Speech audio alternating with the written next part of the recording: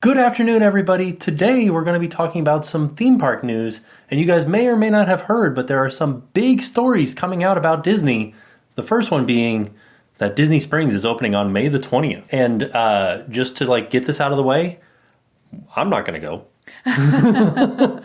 On May 20th, there's after learning more about it. I don't think there's necessarily a reason for us to have to go. Right. So just to give you guys a little bit of information about it, there's going to be limited hours, there's going to be limited capacity, and there's going to be limited parking. All guests and cast members have to wear a mask. And as of the recording of this video, there are very few restaurants open. So we have confirmation that Wine Bar George will be open. Which we love Wine Bar George. It is one of our top restaurants, our top favorites in Disney Springs. But I just don't think that it's enough of a reason for us to go to Disney Springs right now. Right. And STK. Right. And STK is fine. We've been there, we've eaten there. It's good. We don't frequent that place. But again, it's just not enough of a reason to get us to go out there. So that's it. Those are the only two restaurants that are confirmed. But we don't know if that means that none of the shops will be open. And it's all third-party vendors. Right. So there may be third-party vendor shops that could possibly be open. But they'll have to abide by the local government restrictions, meaning reduced capacity, masks, stuff like that. Yeah. So I don't, definitely not World of Disney. That's not a third party. So, the biggest store at Disney Springs will not be open. And that makes sense. Yeah. Another thing, we don't know what the restaurants are doing. We know that the government has said 25% capacity, indoors or outdoor seating. Mm-hmm. Wine Bar George has outdoor seating upstairs. But it's not a lot of seating. Right. And STK has about, 8 tables outside. Yeah, it's a small patio area. Yeah. And that's the same thing with Wine Bar George. It's a very small kind of balcony patio situation. So, and not very many people, when the last time that we went to Wine Bar George, I clearly remember being sat downstairs and there were maybe 15 tables. Yeah. I don't remember there being a lot of tables down there. Very small. And the other thing, though, is that the majority of both floors of Wine Bar George are taken up by a bar. Right, yeah. And I don't know how they're going to be spacing out the seating at the bar. That's a good point, because the bar seats are fairly close to the table seats. Right. They kind of back up to each other. I don't know how that's going to work.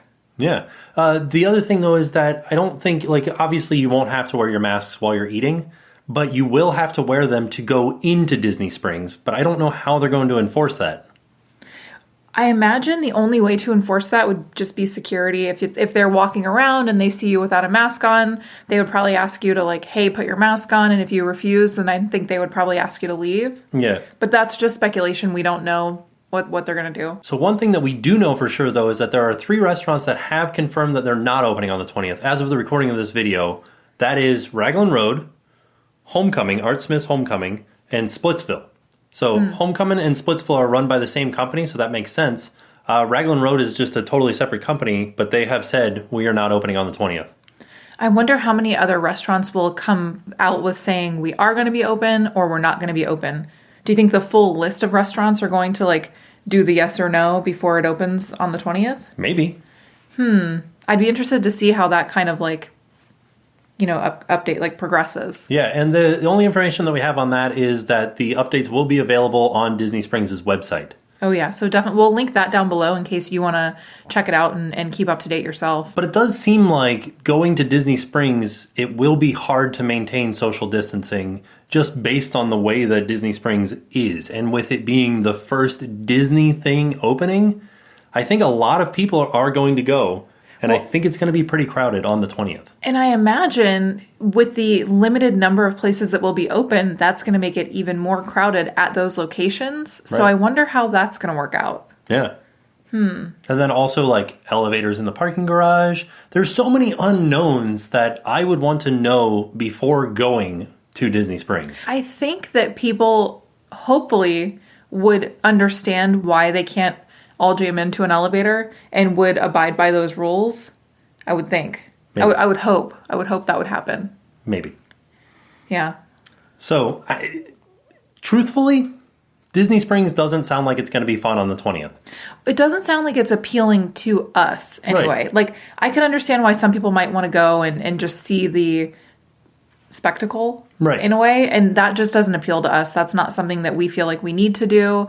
If you feel like you need to see content like that, you're not going to find it on our channel. Right. That doesn't mean that we'll never go back to Disney Springs, because we definitely will. Right. We're just not going to go for the opening. Right. So another thing that we're not sure of is that they worded it that there's going to be limited parking.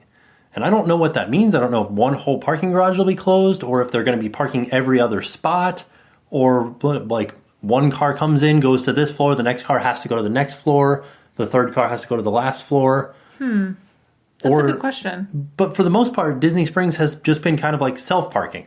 Yeah. So if you've ever been to like Universal Orlando, they have parking people, like team members that guide you where to park in the parking garages. Right. And it's not like that at Disney Springs. So you just kind of park wherever there's an open spot. Right. So yeah, I can't imagine they would be guiding you where to park. Right. Because they've never done that before. But then again, this is a new territory, so maybe they will. Right. And also, we talked about this when we were talking about the Universal survey that we got. Where is the point that you put on your mask? Like, where is it after you get off the escalator into Disney Springs from the parking garage? Is as soon as you come out of your... I would imagine it would be as soon as you get out of your car. Right. Like, if we were going to Disney Springs, I would put on my mask as soon as I got out of the car. But they're saying that cast members and guests are required to wear masks. So, where is that regulation point? I mean, I would imagine, like, so when you go to Disney Springs, you have to walk through, like, there's an entry point to where the escalators are, or where the elevators are. There's always 2 security guards on either side of that walkway, and I think they would be the ones to say, hey, you got to put your mask on. I think you're right. I think that's the only way they could do it, because where else would... Right? I mean, unless you're parking... So there is lower level parking, like ground level parking, that's outside of, like, where Cirque du Soleil is, and where... what else is right there? Yeah, House of Blues. It's called the Strawberry Lot. Oh, is it? Yeah. I didn't know it had a fruit name, because all the other garages have, like, a fruit name. Yeah. Okay, so if you're parking there, where is the security there? Are they maybe just kind of, like, pacing back and forth, like... Maybe, because that's also an Uber drop-off spot. Oh, is it? Yeah. Okay.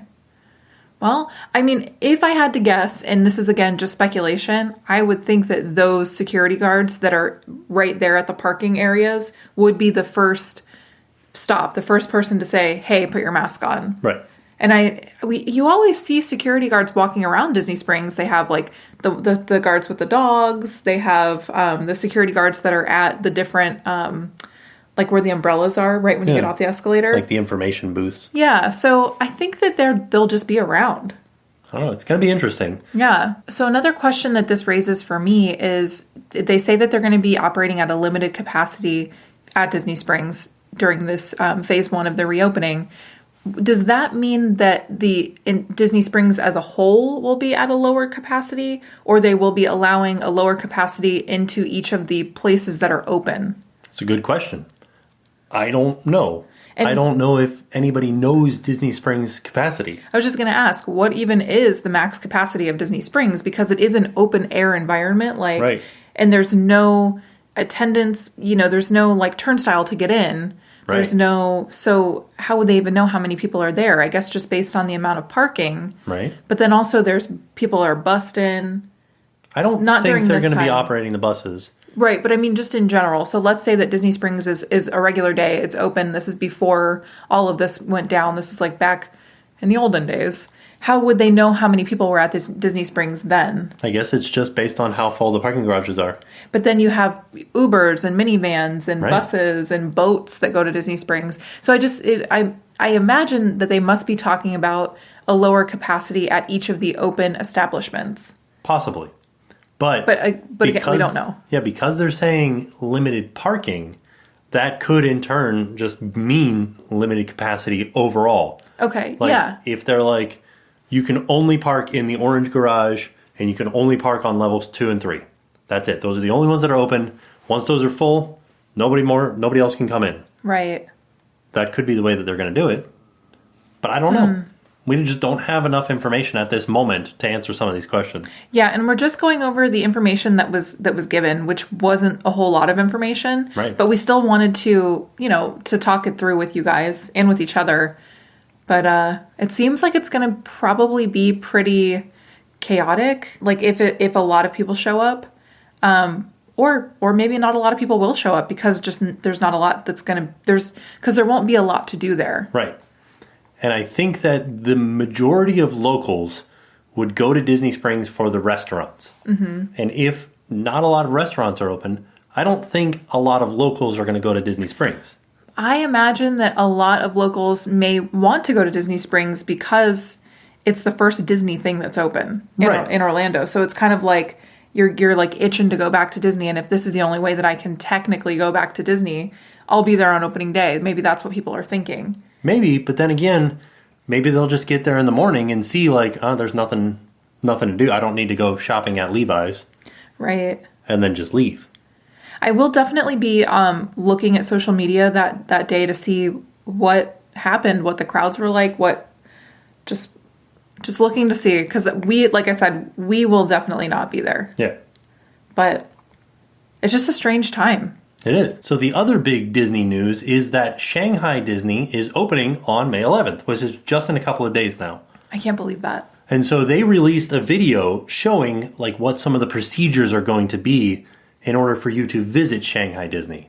And we wanted to kind of go over some of those with you and give our thoughts on it. It's interesting. It's very interesting. Well, and some of you might be wondering, why do you care? Why do you care what Shanghai is doing? And I think because we are sort of assuming that this is going to be a precursor for what we may have to do here in Orlando when Disney World eventually opens back up. Right. So the same company runs Shanghai Disney like it's Disney. So I would imagine if these procedures work out well at Shanghai, they're going to put those in place at the other Disney parks. And in my opinion, and this is based on just coming out of my head, I think the order of park openings would be Shanghai, Hong Kong, Japan, Paris, Florida, Disneyland. Do you think Disneyland would be last? Yes. Why? Because Disneyland was where California was the last place that the virus showed up. So, it was in France before it was in California, reported in California. Okay. So, that's just my thought process is this is the order of places that had the virus. Okay. And that should be the order of operations that the parks open in. But again, this is just speculation. We don't have any insider information. We're not saying this is a fact, that this is how they will open. This is just what Tim thinks. Right. And just to give you guys some perspective, time frame perspective, Shanghai first closed in January. It's so strange to think about. That was so long ago. Right. Wow. Okay. And so do you think that means that Disney World will be closed for 4 months as well? That's, in my opinion, yes. Okay. I don't think, if I were in charge, which I'm not, that would be the way that I would see it, is Shanghai was closed from this date to this date. So that amount of closure should transfer. Well, and I think they also want to see how everything kind of pans out in Shanghai, how the rules, which we'll get into the rules, the new rules, how they are abided by, how it goes. Yeah. So, and also another thing to note is that Florida closed at the end of March, Disney World closed at the end of March. Disneyland closed at the same time, but I don't think Disneyland will open at the same time as Disney World will. I guess we'll just kind of have to wait and see on that one, though. Right. So, let's go over what they're doing at Shanghai to open in a couple of days. Now, is this considered a phase 1 opening for them? I think so, yeah. Okay, so there will be changes in the future, possibly. Correct. I don't think that this will be the permanent way that things go from here forward. I think that there will be adjustments made to it. Okay.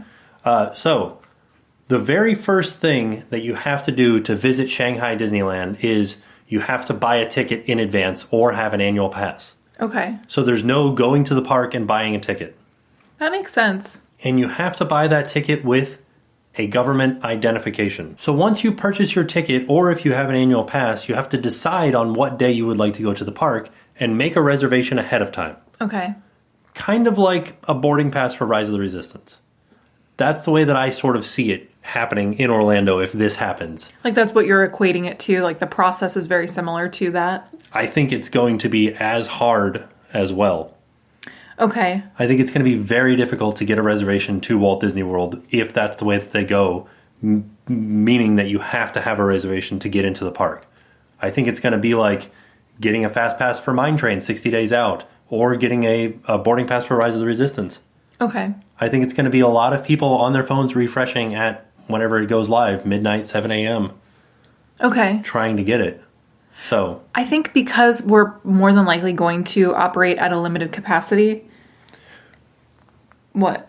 So here's the thing. In your opinion, what do you think a good limited capacity would be? Like, what would you say if you were Disney? You say 25%. I imagine that I would think that 25% wouldn't be doable as far as park operations, as far as like making enough money to keep the park going. So when we had the video where we talked about the Universal survey, they said the one that popped up first was 50% capacity. And I think that that's probably what they would start at, but I don't know. 50%. I'm just guessing. Okay. So the next thing that you need in Shanghai specifically is a government-issued green QR code saying that you are healthy enough to travel about the city. And I don't think that is anything that we will ever do in the United States. They're doing a lot of different things with tracking the virus in that region, and we're not. So I don't think that it's something that we can do. I think it's something that they're working on currently. Like I've been reading articles about like the tracing of how people are being infected, but I think because we started so late in the game as far as like the amount of people infected, I don't see us doing the confirmed healthy code either. Right. It would definitely make it a lot easier, I think, if that was something that we did do. But I also read an article that said that anything that can be, like any sort of ID can be forged. Right. You can make a fraudulent version of that ID. So that's another thing that I guess it wouldn't really matter if people had this ID or not. But I don't see it happening either. Right. And then the last thing that you need, and they specify the entire time that you're in the park, except for when you're eating, you have to wear a mask. So, okay, my question about that is, if you have to wear a mask, let's say I'm going to go eat at Pinocchio Village House. Mm-hmm. You walk in, do you take your mask off as soon as you're about to put the first bite of food in your mouth? Or I would imagine so, yeah. Is that how that works? Okay. I just wondered because I could see people like stepping into the restaurant and being like, okay, time to take your mask off, kids. So in the video, they showed people getting food and trying to find a table, mm-hmm. and they had their masks on still. Okay. So that makes me feel better. Yeah. So as soon as you arrive, the very first thing that you come in contact with is a temperature screening tent where they use a camera to measure the temperature of your head. Like a thermal camera. Like a thermal camera. Okay. And in order to get into that tent, there's a queue set up, where there are the little markings on the ground saying, do not stand here. And I'm sure that you guys have seen these pictures all over the internet, all over social media, in different publications, but it's just with the X on the ground. Yeah. Which to me was a little bit confusing, because I know if it says it on it, like do not stand here, that makes sense because you can read it. But if it's just like a piece of tape with an X on it, mm-hmm. I would think I need to stand there. Right. But no, You're supposed to stand on the spots that are just bare pavement, not the X. Right. The X is supposed to be like the dead space, so like nobody stands there. So as soon as you get your temperature read, I thought that this was very interesting because they gave the temperature that you cannot be above. If you're above this temperature, they ask you to leave. Mm-hmm. That temperature is 99.14 or 37.3 degrees Celsius. Now, the last video that we made where we talked about that universal survey and we talked about those questions on that survey, a lot of people made a really good point and said, well, I would just take a Tylenol before I went to the park. If I knew that I had a fever, what's stopping people from just taking Tylenol or a fever suppressing medication before they go? Nothing. And that is such a worrisome thought that somebody would be selfish enough to do that. Right. To be sick, knowing that they could transfer this sickness to everybody at Disney World. Right. And I just thought... And just trying to hide it. Why would you do that? Right. I guess in my mind, it's a perfect world and everybody would take other people's lives into account, and they wouldn't do something like that because that could eventually and essentially hurt a lot of people. So yeah, I just thought that was such a crazy thought, but it's true. Like, what's stopping somebody from doing that? Right. One thing that I did want to mention is that they did say that in the lines where they have you set up to be socially distant, your family is allowed to stay together. That makes sense to me. Yeah. Because you're already together. I mean, unless you're meeting up with like distant relatives to all come to the park, I would not maybe want to be like, I don't know. I would want to be with the people that I've been isolated and quarantined with in my house. Right. So it'd be like we would stand together. And they did also say the exact moment that they are going to enforce the mask policy, and that is right before you get in line for this temperature screening tent. Oh, okay. So as soon as you're about to get in line, you need to have your mask on. But what's the parking situation like at Shanghai? I don't know. I've never seen that. Okay. I'd just be curious to see that. And I would imagine that, like, I don't know that they're... I don't know enough about Shanghai to know if there's like a lot of public transportation, right, or if there's a lot of cars. That's a good point. So then, as soon as you get out of the temperature screening tent, then you have to present your government-issued health QR code. Mm-hmm. And then to another person, you have to show your reservation code. And then you can go through bag check and metal detectors. And the thing that was interesting about that is that it looked exactly the same. Nothing different except for those markings on the ground keeping people apart from each other. But still people going into the bag, and you still have to go through the metal detector. And I wonder if the guards, the security guards that are going through the bags, if they're changing their gloves every time. Right. That's something that I think would be interesting, just based on, because we're not really sure how the virus is on clothing or on, whatever you've got in your bag. Right. We don't know how long it lives on certain surfaces. So how does that work? I don't know.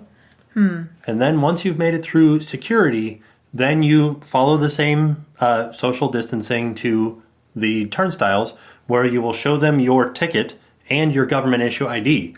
So the idea behind this, they didn't explain this in the video, but to me, I think that Shanghai uses the same confirmation system that Disneyland does, where they take your photo. Right. So here in Disney World in Orlando, you do a biometric scan of your fingerprint. Right. They don't do that at Disneyland. They just take a picture of you. Right. So then when you go back into the park with your admission ticket, they look at the photo that they took and they go, okay, you're the same person. This is the photo that we took earlier. And now that everybody is wearing masks, there's no way to do that. Yeah, that's a good point. And so I believe that's why the government issue ID comes into play. So you show them your government issue ID, that name matches the name on your ticket. Technically, you shouldn't have somebody else's government issue ID or ticket. Right. So that's their way of like verifying that you're the person that's supposed to be in the park at this time. So when you buy, let's say we're a family of 6. Mm-hmm. You buy all the tickets on one form of payment, one credit card. Right, but I have to put in your ID and my ID, and then Jackson doesn't have an ID, so he would just be with us. But each ticket is assigned to a name, and then they would check that name. Each ticket is assigned to a government ID. Okay, gotcha. Now you're in the park. You've made it into Shanghai Disney. Mm-hmm. They say that most rides and shows and experiences will be available, just with limited capacity. Now, they didn't explain what limited capacity means.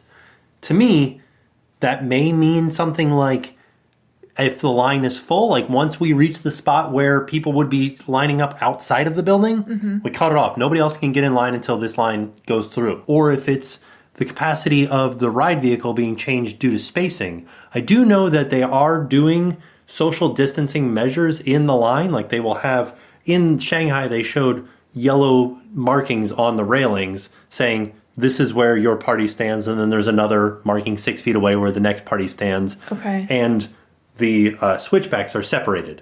So there's a line, and then there's a space, and then there's a line, and then there's a space. So I think line capacity is going to be greatly reduced. Right. But I just don't know if that's what they mean by reduced capacity in the rides.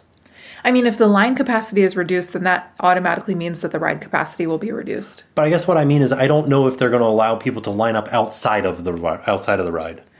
I would think not, Just because if they don't have those same measures put into effect, if they don't have the markings on the railings because there are no railings, if they don't have, the X's on the ground because there are no stanchions, right, then I would think they would say, hey, this line is closed.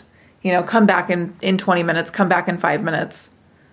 But we don't know. This is just us speculating what we think would happen. Right. The other thing that they're doing, though, is they are providing spacing between parties. On the rides. Say you get on Pirates. The ride vehicle at Pirates in Shanghai is very similar to the ride vehicles for Pirates here and at Disneyland. Bench seating. Right, yeah. And what they do is they put parties and then they leave a space between the next party next to you and a row open behind you and in front of you. Okay. So the open in front of you and behind you seems like that's a little bit better, like as far as social distancing, but beside you is it's just one space, one seat until the next party, which doesn't seem like that much.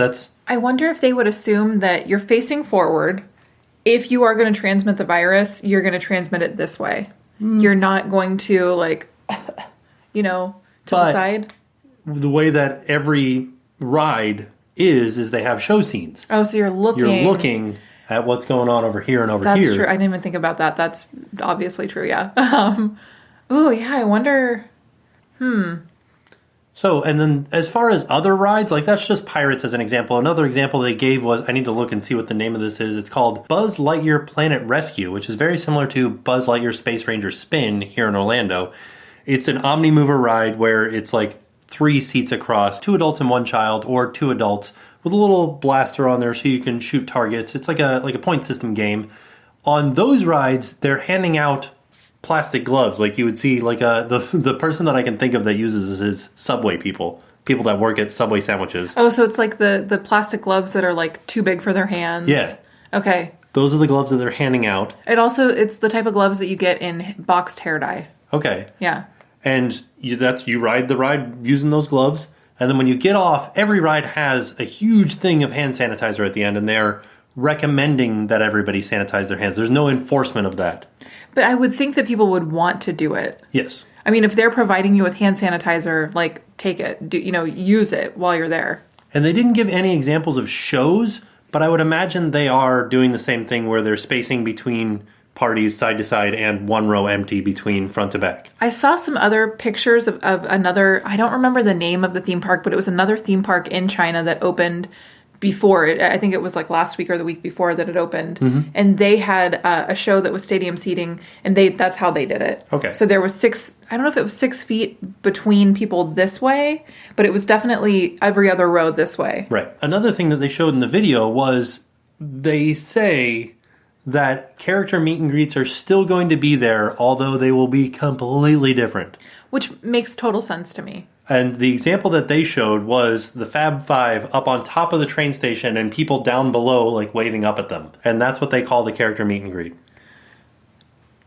I mean, if that's the only way you can do it, that's the only way you can do it. Yeah. At least there's still face characters in the park. Right. So, but that makes sense. I could see them doing it that way when Disney World opens. Right. So, and then the other thing that they said in this video was how they're doing dining. The dining is exactly the same as it was before as far as ordering your food. However they did it, if it was quick service or whatever, it's the same. Mm-hmm. Then when you're going to your table, there'll be little cards on some of the tables saying you can't sit here. And so those are the tables that are making sure that you're staying separate from the other parties. Okay. And that's kind of how they've done some phased reopenings of restaurants here in Florida and in the Orlando area. And that's kind of how they're doing it when you're dining inside as well. They're not seating all of the tables. They're leaving some space in between. So it makes sense that they would do it that way. Yeah. The one thing I wanted to point out is this video that Shanghai released, kind of a silly version of the way that it's going to work because they had to film it with cast members when the park was closed. So there's 5 people in this restaurant, and I don't think that's the way that it's going to be. So you're saying that it's sort of like a non-realistic version. Right. Okay. So I know that there's going to be cards on every other table, but in my mind I'm thinking back to Cosmic Ray's Starlight Cafe with people just standing around waiting for a table. And that is definitely something that is very true of restaurants at Disney World and just in general, not even just Starlight Rays. But I think that if they're operating at a lower capacity within the park just across the board, then hopefully there won't be much of that going on. Right. Right? Maybe. Hopefully. Because you wouldn't want a crowd to form. You wouldn't. Yeah. But I don't know how they're going to be regulating that. It's just it's hard to think about because it's not something that we've ever seen before. Right. So it's just very, I don't know. It just seems strange. It really does. As far as merchandise, they did kind of address that in the video as well. They said, please do not touch any of the merchandise unless you plan on buying it. And that I don't really see that as being like an actual thing that can happen. Because you think about kids and you think about just people in general. How do you pick out what size shirt you're going to wear? Like if I'm looking for a medium shirt, a large shirt, you have to go through the smalls and mediums to get to the larges. That's true. And you also have to, I guess you might have to hold it up and see, like, would this small or large or medium fit me? And, I think about kids that are like, oh, I want this one. Right. Or things that are small that are in bins together that you want one of those things. You want to buy one Mickey eraser for your pencil. Maybe it's like this big. And you end up touching 5 of them to get that one. Right. So, like, how does that work? I don't know. The example that they showed was, like, a plush doll up on the wall. You know how you have those walls full of plush dolls? Yeah. And they showed that, and the lady in the video was like, oh, I want that one. And she reached up and grabbed just that one plush doll. But I'm like, knowing me, if I did that, like 5 other plush dolls would fall down. And then what do you do? That's a good point. Of course, anything that you buy, you can disinfect and you can... so like what we've been doing with things that we get in the mail, like different things from Amazon or different, just even like our groceries, things that can be left outside for a few days, we leave them outside so that they're kind of quarantined on their own or in the garage or just away from like the kitchen or the indoors. Right. So maybe that's something that they can, maybe they can take extra measures once they get that item home. Right.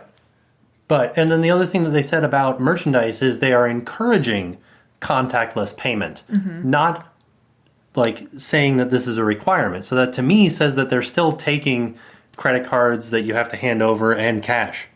Right. I did read somewhere that they banned cash for a little bit, though. I don't know if that's still the case in China, that they did actually ban the use of cash. Yeah, I don't know. I don't know if that's still the case. Yeah. That would be hard to do, I think, at the theme parks. It would be. But I think that the majority of people that carry cash to the theme parks are non-locals. And I don't think that our travel restrictions are going to be lifted in time for Disney World's opening. So gotcha. I think that like once Disney World opens back up, it's just going to be people that can drive there. I see. That makes sense. And then the very last thing that they showed is that when you're finally done with Shanghai and you're leaving for the day, I would imagine most people would just keep their masks on until they get to the car, but there is a specific point after you leave the park that they're like, this is the spot that you can take your mask off, and they have special garbage cans for masks. Okay. Used masks. And the thing that I thought was really strange that I've never seen is they showed the person taking their mask off and ripping it before putting it in the trash can. I guess so people don't try to reuse it. Right. Interesting. Yeah, I myself wouldn't want to reuse somebody else's mask. I wouldn't either, but I never thought to rip it. Yeah, but that makes sense because you don't know if somebody out there might want to reuse somebody's mask, and that's just not a good idea, especially at this time in the world. Right. I don't know. And it also makes me wonder because in the last video that we did where we were talking about that survey that Universal put out, a lot of people left comments that said the mask thing won't work because you have to change your mask every so many minutes. Right. So did they address that? No. Because they said you have to wear it the entire time you're there. I hadn't heard that. I hadn't heard that you have to replace your mask every hour. I don't remember what you guys said, but I think that may be a little bit of a confusion between N95 masks and paper/cloth masks. Okay. Because in all reality, paper and cloth masks are not protecting the person wearing that mask.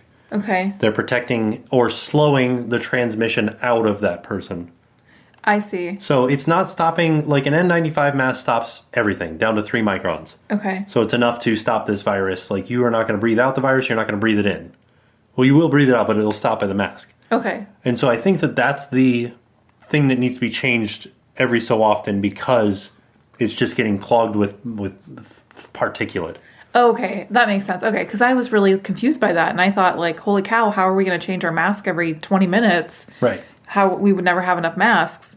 Okay, so I get it. I get it now. Yeah, and the idea behind masks isn't that it's going to stop the virus. It's like... It's just slowing it down. It's just slowing it down. So those are all of the requirements to go to Shanghai Disney when it opens on May 11th. And these are actual requirements that Shanghai Disney is implementing. They will be put in place. This isn't a speculation. This is what they said they are doing. Right. So the reason why we wanted to talk about it was because, A, it's something that I think needs to be sort of addressed, because it could be, like we said earlier in the video, the precursor to what we will have to do at Disney World here in Orlando. Right. And we are sort of seeing that with the requirements of both guests and cast members wearing a mask with the opening of Disney Springs. Right. And that did bring up a good point, is will that be the case when the actual parks open?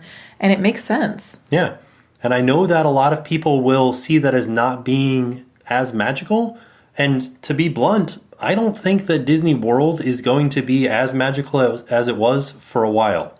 I don't know how it could be. Like, right. I think that people's health is more important than the idea of the show. Right. I know that upsets people, and it's definitely not, we're not saying it to upset anybody, and we're not bringing it up to upset anybody. It's just more so, it's just kind of the reality of, like, the way that things are headed. Right. Another interesting point is that kids under 2 are not supposed to wear masks. Yeah, because a lot of people were asking in the previous video that we did, they were saying, well, how, good luck trying to get your kid to wear a mask. And it's like, well, kids under 2 are not meant to wear the masks. Right. But the other thing to note is that Disney has started selling character masks. Like on Shop Disney, they started selling these masks, and they come in small, medium, and large. And the small size is like a toddler size. Yeah, I measured Jackson's nose to chin, our 5-month-old, and he could fit into a small. But he wouldn't... No, he wouldn't wear it. So I wonder, when they are requiring people to wear the masks at Shanghai, they didn't say this in the video and they didn't mention it anywhere. What's the cutoff age-wise? Right, and that's the other thing, too, is that in that video, the only people that were there were adults in the video. Right, because they use cast members to film the video. So that's a really good question. I wonder how that's going to work. Yeah. And again, that's something we don't have the answer to, but it was just a question that we had. Another thing that I'm interested to know that they had no mention of in this video is FastPass. Oh, yeah. Are they still going to have FastPass? I don't think they can. I mean, there are queue areas in the FastPass. Like, if you get a FastPass. Yeah, but if you're already reducing the amount of people that can ride the ride, I would think that they would forego the FastPass system at least until things speed up a little bit. Right. I don't know. It was a question that I had. Yeah, that's a really good question. I don't know. I mean, what do you guys think? I would love to hear your guys' thoughts on this. Definitely leave your comments down below. What do you think is going to happen when Disney World and Disneyland open, or your home Disney park? What do you think is going to happen? What do you think the measures will be that they take? And if you lived in, or if you do live in Shanghai and you had a pass to Disney, like an annual pass, would you go on May 11th? Like, knowing these procedures, would you go? I don't think, if it were me, if I lived there, if I had an annual pass, if I had the green health card, I still don't think I would go. I'll tell you this. Reservations sold out within minutes.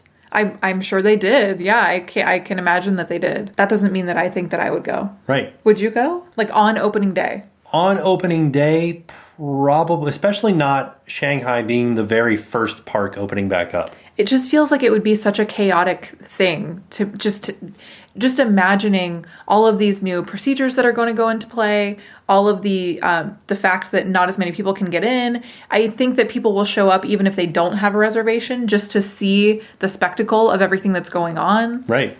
I just don't think I would want to be there that day. It's going to be interesting. Yeah.